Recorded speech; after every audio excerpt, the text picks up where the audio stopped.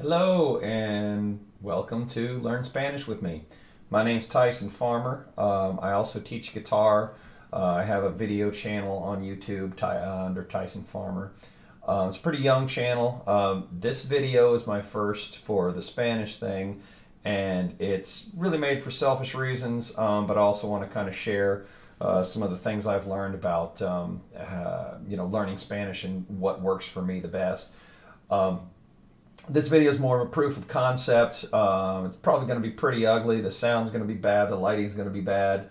And I'll probably make it look a lot cooler and more professional later on. But right now I'm just hitting record and seeing what happens. I took Spanish in high school. I played in a lot of Mexican restaurants over the years. I took a trip to Mexico, somewhere in my college years. And of course, I learned, like anybody else, that the book smarts and the learning in high school didn't really help me much at all, except to just teach me the basic ABC 1, 2, 3s of Spanish. But the real learning of the Spanish came when I was boots on the ground, surrounded by it. Now that's hard to duplicate when you're at home, so I've used a number of different kind of softwares and applications, such as Duolingo. It's a pretty fun thing to have on my phone, but it still feels like homework. It doesn't feel like I'm actually learning, and I don't really get excited about it. But I made a recent discovery that worked for me pretty well when my girlfriend and I went to Spain. I found some Spanish books, Spanish versions of books that I really like. One of them, namely, being Harry Potter, and I'm a fan, and I've read all the books, listened to some of them on audiobook, but learning the Spanish version, opening the Spanish version of these books, I actually found myself curious and interested about what was going on instead of seeing exercises about verb conjugation and stopping at la parada del autobús, a bus stop. So, my disclaimer, by the way, I might be butchering some of this Spanish. I might be teaching it wrong, but like I said, this is for selfish reasons, and that's why I called it Learn Spanish with me. I'm going to be kind of learning as I go, and my Spanish is going to be getting better the more videos I make, and hope you can join me. All right, so here's the basic idea. I've got Harry Potter y la Piedra Filosofal. This is the Philosopher's Stone, Harry Potter and the Philosopher's Stone, which is some Harry Potter fans know is the European version of the what is it? The Sorcerer's Stone. I actually have been working with this so long I can't remember what the English version is originally called. So you can see, all the Spanish here.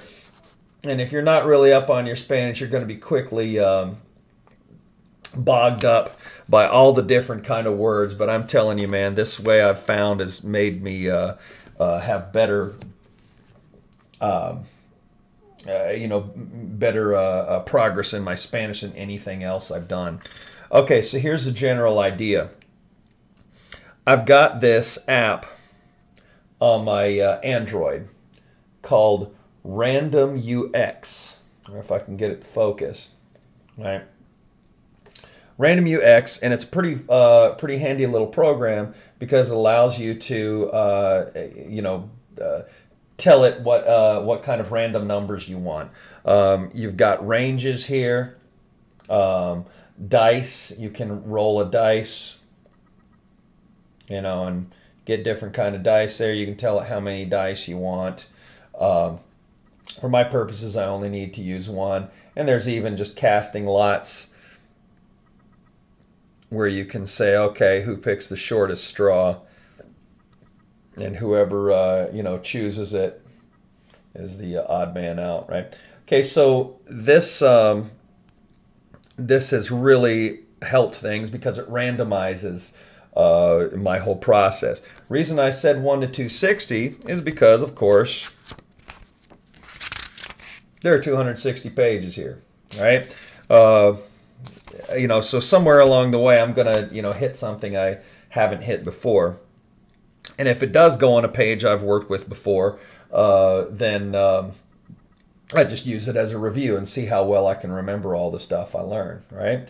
So I hit this and it tells me a random page. And then from there, I don't want to just start at the beginning of the page. I want to start at a random spot in this page. So I've kind of split each page up into 3 sections. Top, middle, and bottom. Right. Problem is, all these dices. There's no such thing as a 3-sided dice on this. But what I do is I say, okay, I divide things by 3 if it's if it's above 3. So this is a 6. So basically, I just think in terms of 1, 2, 3, 4, 5, 6. So either way, it tells me one of the 3 groupings. So let me give you an example here. All right, so let's see. Roll the dice.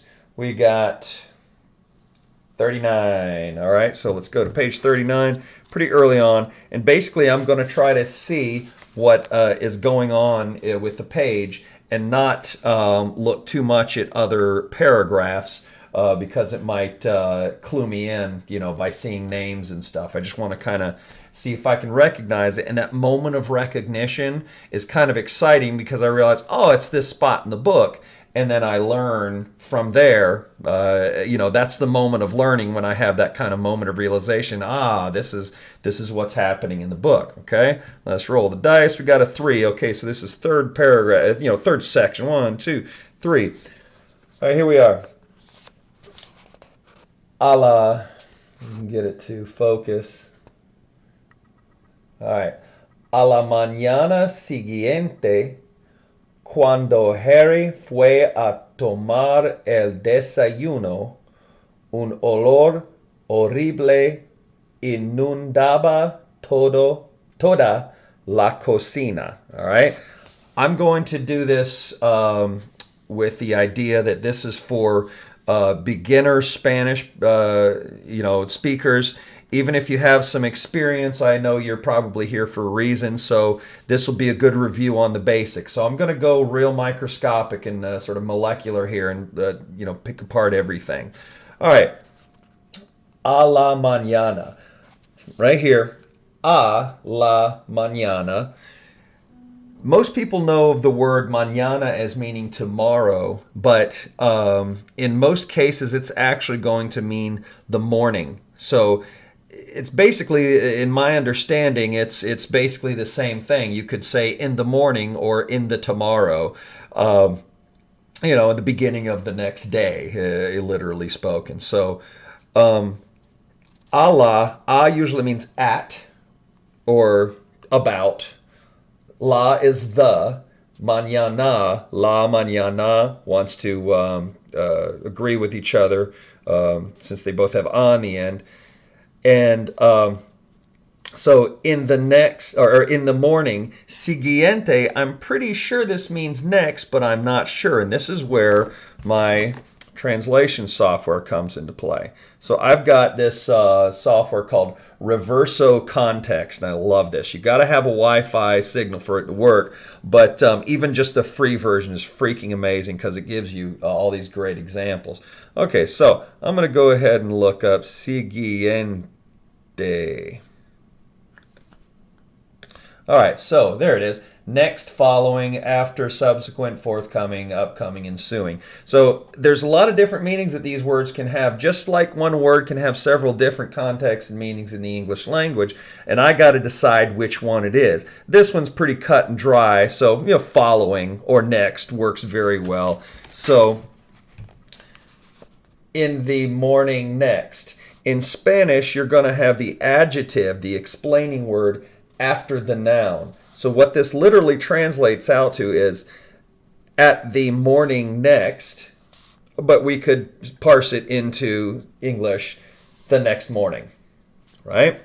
Cuando is a word that means when, and there's Harry. Fue. This is a past tense. Now, most Spanish classes are going to have you speaking a lot of English, or I'm sorry, a lot of Spanish in present tense, and only when you work with the advanced stuff can you get into past tense and present and perfect and all that kind of stuff.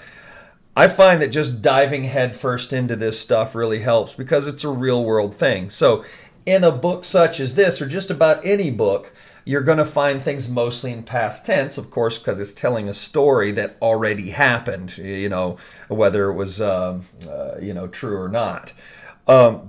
So we're going to be going through a lot of past tense here, but I'm going to be talking about the present tense version when I can.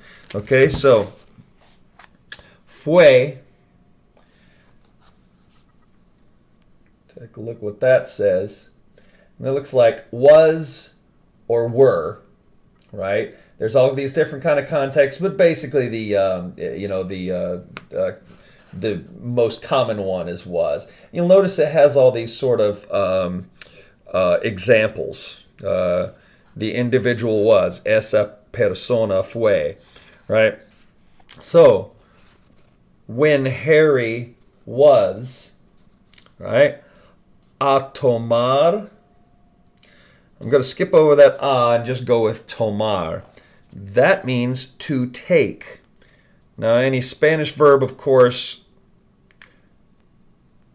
when it has an er, ir, ar on the end, it's the basic to do something form, to run, to eat, right? So notice it's to take. Now, let's skip ahead to the next word, el desayuno. That is Spanish for breakfast, right? Desayuno. All right, and there's your breakfast. Can be used for different things, but it's basically breakfast, right? So, fue a tomar el desayuno. Tomar el desayuno means take the breakfast, right? In Spanish, in mostly European cultures, to take tea means to sit down and have tea. It's kind of more of an event than just grabbing something to eat, right? But tomar el desayuno means to take breakfast, right? Literally, it means he's eating breakfast, but in this case, in most cases when you're talking about meals, they're talking about taking breakfast, taking lunch, taking dinner, taking a tea, tomar el té. So when Harry was taking, or to take, almost like running is to run, to take the breakfast. So when Harry was taking breakfast, so this whole line, the morning next when Harry was taking the breakfast, can be translated in English as the next morning when Harry was having breakfast, right? Let's go to this next section here. Un olor. Un is just a form of a. Oh, great. My dog's stepping on my... There we go. Hi, girl. All right. She wants to get in on the Spanish here. Un olor horrible. Right? Those might have done the olor a little bit. One R is just olor, but horrible. Two R's you're going to roll, right? And that's another discussion entirely that takes some practice, okay? Olor. I'm guessing this might mean smell. I'm not sure. Now, this is the good thing about what I'm doing here. Instead of memorizing a word, I'm basically going along and just learning the words as I go, and if I forget them, big deal, because that word's going to come up again. If it doesn't, then I don't have to put it at the top of the priority list. Unless I like the word particularly, like there's, I forget what it is at the top of my head, but there's, a word for goblin in here that's kind of cool. But if it comes up again and again, it's going to jog my memory, and that's my review. I don't have to constantly sit there and review and go, okay, olor, olor, olor, right? I just see it and go, hey, I've seen that before, right? So I'm thinking smell. Let's see if I'm right. There it is. Smell, odor. It's very close to odor, olor. All right, so un olor horrible. I don't really need to spell this one out. In fact, it's literally spelled the same way in English, horrible, but in Spanish it's horrible. Notice the H on the beginning. I'm pretty sure about that. I'm pretty sure I'm right about that. And a disclaimer about this is I'm, learning this Spanish. I might be completely teaching you something wrong. That's, buyer beware. I'm learning as I go, and I might in another video go, oh, hey, I was wrong about this, So you gotta keep checking in. I'll say, un olor horrible, a horrible smell, inundaba. It almost reminds me of inundated, or filled, right? Let's see if I'm right. Inundaba. Flooded. Yep. Yeah, it flooded. The horrible smell flooded what? Toda la cocina, right? Toda means all or every, right? La cocina is the kitchen. In fact, if you go to Mexican restaurants a lot, you might be at least up on your restaurant Spanish fairly well. And sometimes you'll see a sign over the Mexican restaurant that says cocina, la cocina. So, un olor horrible inundaba toda la cocina. A smell horrible inundated or flooded all the kitchen. That's, the literal translation in order, but remember, olor horrible is the noun adjective. It says the noun first, then the adjective. So in English, that would be like a smell horrible. But in Spanish, it's a horrible smell flooded the whole kitchen. All the kitchen or the whole kitchen. So, sometimes you can paraphrase this stuff and come up with the best translation that you can think of. You kind of have to use a little bit of slang as you go, or get inventive on the paraphrasing if you think you know what it means. Sometimes you might be wrong. Some of this, has tricky tricky turns to it, because you're not talking about just a language difference. You're talking about a culture difference. People in other cultures think of things completely different. They don't just speak it. All the words don't just kind of come in the same order. I've tried to learn some Hindi, and it's a freaky kind of thing when you have hey at the end of the Spanish, which means it is. So basically, a lot of sentences end with the day beautiful was is, and it almost sounds like Yoda talking, and you got to really kind of put everything in the right order. Okay, so here we go. Here's the translation.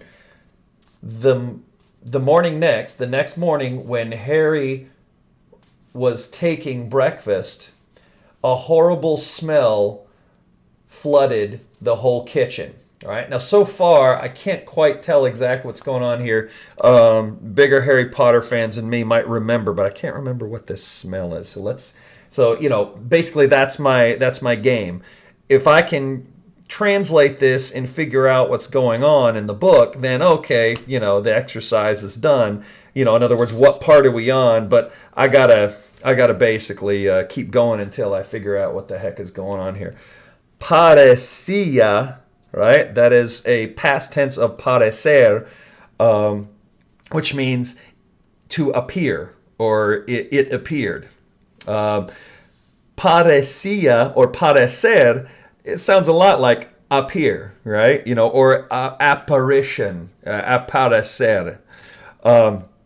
Parecía, let's see what's going on here. Parecía.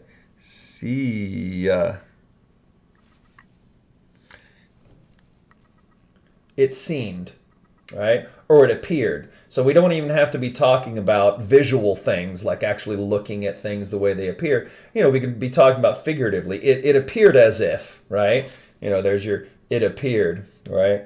It seemed useful, or it seemed cool, right? Parecía genial.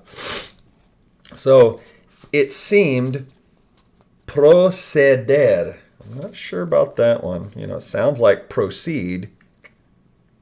I bet you it means it seemed to come from. It seemed to proceed. To proceed. Okay, yeah, there it is. Proceed, come, carry out, undertake, behavior. We have to proceed with caution. Let's see if I'm right about this. It seemed to proceed. De is of. Un is a. Gran is sort of a short form of grande, which means big. A great or big balde. That's a new one on me. Let's see. Let's see what's coming up here. Bucket. Okay. It seemed to come from a big bucket or pail. All right. I'm not sure what's going on here. De metal. That's a pretty easy one. Of metal. Que is that or what. Estaba is another form of to be, right? And estaba is the past tense, which was. That was. En is in. El is the. Frejadero. That's the refrigerator, but let me double check on that so I don't... Frejadero. Oh, sink. I was wrong. Frejadero. I think that's frejadero. I hope it's not fregadero. It doesn't really happen in Spanish too often. Okay, kitchen sink. All right, so let's look at what we got so far. It appeared to proceed, that's the ER, right? To proceed from a big pail of metal that was in the sink. It seemed to come from a big metal pail that was in the sink. Okay?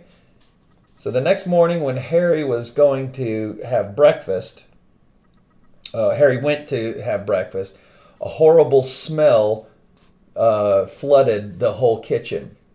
It appeared to come from a big metal pail that was in the sink. All right, let's see here. Se acercó. I think acercó is to come near.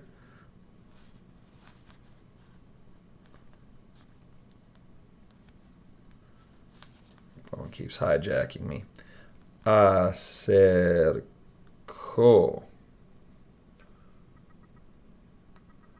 Approach. Okay, so he approached. Now, this takes some explanation. Se acercó. Se means it, him, she, or it, right? It can mean any one of those, and you've got to kind of get that from context. Acercó means he approached. So it basically means to it he approached. If you have this in front of a verb, then I forget the part of speech it's actually called right now. But to it he approached. He approached it. A mirar. Now you can think of mirar. It sounds like mirror, or there's different words, English words that have mir in it, basically meaning to look. All right. So to look. He approached it to look. Okay. El balde. All right. There's your pail. All right. The pail. Estaba. There's your was. Lleno. All right. Now this one, if you're up on your restaurant Spanish, this should actually sound familiar. If you're a fan of chile relleno. Relleno means stuffed or filled with. right? So you can see lleno means filled. Lleno. All right, notice the double L there. It's not leno, but lleno. All right, there it is, filled with. All right, now just for fun, I'm going to go ahead and put in relleno and see if it gives us anything different. Oh, filling or stuffing, right? So you're usually probably talking about like pillows or donuts or chilies or something like that, right? I could go for some stuffing right now. Filling in her mouth, like a filling of a tooth. When you're filling something, right? Stuffing. A fill to the selected object, like it's a fill for something. Relleno. Chile relleno means a filled chili, right? You're stuffing a bunch of cheese and a bunch of other chicken and stuff in it, right? In this case, it just means, you know, filled up with, right? Not stuffed with. The pail was filled de lo que. Now this one gave me some pause for a minute, but I think I'm finally getting the hang of this. Some words mean something individually, but when you put them together in combinations, they mean something different. Lo que, I've found a good explanation for this one is that which, right? Right? So you can see, you know, they said what, until we've destroyed what we investigated in the first place. Until we've destroyed that which we investigated. I've found that which works in almost every circumstance. But you can also use it as what. But keep in mind that the word que also means what on its own. So, you know, I've kind of adopted that which for lo que. So, of that which parecían, you probably recognize that from parecía, to appear or apparition. Parecía, it appeared, right? Parecían means several things appeared. That which they appeared, trapos. We're just putting this together word by word, and eventually we're going to get the context for it. Trapos. Rags. Okay, I know what part of the book we're in. Okay. Rags, duds, clothes. She's cleaning the clothes there. All right, so as soon as we're done with this sentence, I can say, all right, this exercise is done, because I just remembered she's cleaning up all the clothes and it's making a god-awful stink. I just remember this part of the book. Okay, so trapos, rags or duds or clothes. It's probably more of a nickname for clothes, you know, like duds, right? Rags. Trapos sucios. I recognize this, but I can't remember it off the top of my head. That's why this is good review.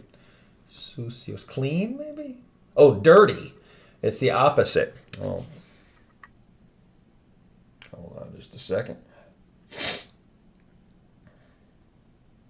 Okay, so sucio means dirty, nasty, soiled, grubby, messy, unclean, unwashed, right? So sucio. Sucios means things, plural, that are dirty. Sucios. So the pail was filled with of that which they appeared, duds, dirty. Flotando means floating. Usually when you have ando or anda, it's you know, it's our version of ing, floating, flotando. En agua, and most people know this basic one, a little agua, some water. Gris. Gris is the Spanish word for gray, right? Gris. Gray. And it can also mean, you know, dull or drab, but in the same way English can. You can say like, oh, what a gray day, right? What a dull or a drab day, grayish, like a murky, right, is a good one for this context, in murky water, right? The pail was filled with that which appeared, which I think is basically means with what appeared to be rags, dirty rags floating in gray water. right? Okay, so let's go over the whole paragraph and then, we'll call it a day. In the next morning, when Harry went to have breakfast, a horrible smell flooded the whole kitchen. It appeared to come from a big pail, balde, of metal, a big metal pail, that was in the sink. Se acercó a mirar. He approached it to look. He approached it to look. The pail was filled with what looked like dirty rags floating in gray water. All right. Now this is the part I'm pretty sure where she's cleaning Dudley's old hand-me-downs, and she's about to give it to Harry, I